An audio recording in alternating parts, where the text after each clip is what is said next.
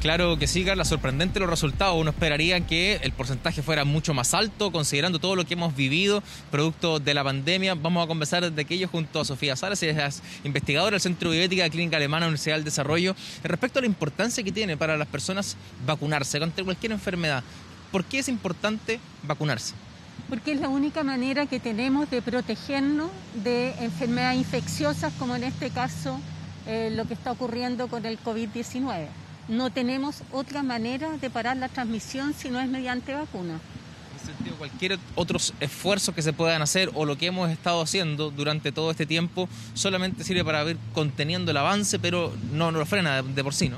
La experiencia muestra que no lo refrena por completo porque hay segundas olas en los países europeos y además tenemos que considerar que vamos a tener que seguir con estas medidas aun cuando haya vacuna, porque con suerte habrá disponibilidad el primer año para el 20% de la población. Por lo tanto, tenemos harto tiempo con mascarilla. Sofía, en ese sentido, siempre hay un debate, ¿no?, respecto a las vacunas. Hay mucha gente que es reticente a vacunas, cualquier tipo de enfermedad, en invierno, por ejemplo, influenza y otras. En ese caso, a raíz de este proceso, hemos visto que gente se ha acercado a los vacunatorios a actualizar muchas vacunas que tenían pendientes. A mí eso me parece muy positivo porque de hecho cuando empezó la pandemia se hizo un llamado a que todos nos vacunáramos contra la influenza porque no íbamos a ser capaces de resistir 2 infecciones respiratorias simultáneamente y eso resultó bien. Pero todavía existe un porcentaje de gente que es reacia a vacunarse. Se piensa mucho en los efectos adversos que tienen las vacunas. ¿Son tales? ¿Es real que a las personas le puede generar enfermedades asociadas a una vacuna? ¿Hay riesgos cuando uno se vacuna? Es bien interesante tu pregunta porque hubo un estudio muy famoso que mostró una asociación entre vacunarse y el autismo y después se demostró que era falso, inventado. Pero todavía hay gente que cree que eso es así. En el sentido de las vacunas no generan este tipo de enfermedades u otras. ¿Hay riesgo asociado, imagino yo, a inflamaciones en el brazo o malestares, no? Hay riesgos asociados que están descritos, pero uno tiene que ver en 100 personas que se vacunan, ¿cuántas tienen algún problema de evento adverso? Es la minoría comparado con 99 que tienen beneficio.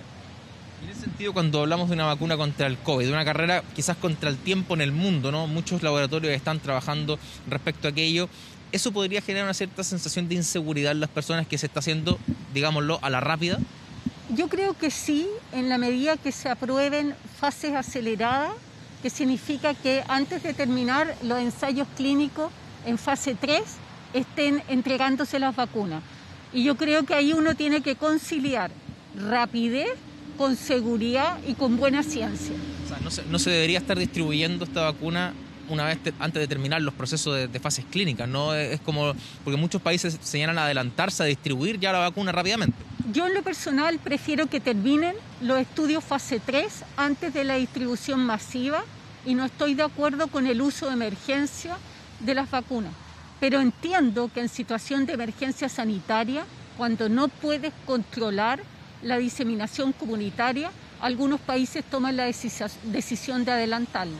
Cuando hablamos de noticias como que vienen que efectividades del 90%, 95%, que hablan de un buen augurio, ¿no?, respecto a las vacunas, eso debiese de alguna manera tranquilizar a la población, de decir que, bueno, estos estudios son serios, se están haciendo de buena manera, independiente que se hagan en un plazo acotado.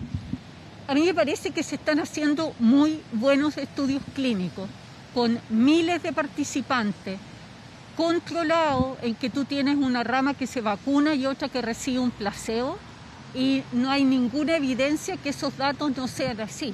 Pero todavía son preliminares porque los estudios están en curso. Entonces hay que darle tiempo a que lo terminen. Pero si se muestra que tiene efectividad de 90-95% sería excelente porque además no han tenido eventos adversos serios de manera significativa. Volviendo a la vacunación en general, este invierno tuvimos bajos episodios de influenza, quizás muchos de ellos asociados a que los niños estaban en la casa, no había mucha posibilidad de contagio, pero sin duda sirvió para poder mantener las atenciones dedicadas a lo que estábamos abocados, ¿no? Una pandemia. Eso sin duda es positivo, se puede mantener, que la gente también de alguna manera lo tome y lo haga frecuentemente, vacunarse contra esta enfermedad en particular. Bueno, yo creo que en relación a influenza contribuyó no solo que los niños no fueran a la escuela, sino que además se vacunó más gente.